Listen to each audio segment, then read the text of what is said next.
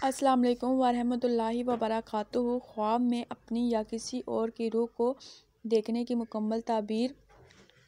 रूह से बातें करना, रूह को निकलते देखना, अच्छी या बुरी रूह देखना। इसकी मुकम्मल ताबीर जानने के लिए इस वीडियो को एंड तक ज़रूर देखें।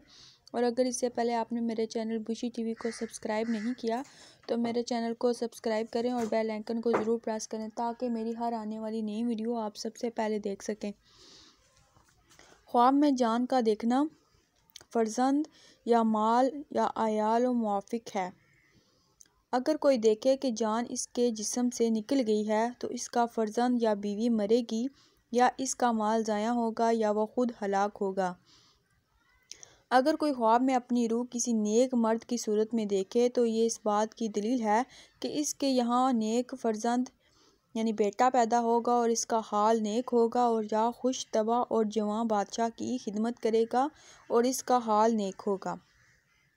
अगर कोई अपनी रूह को किसी बुरे मर्द बदहू की सूरत पर देखे तो इसकी ताबीर अव्वल के खिलाफ है।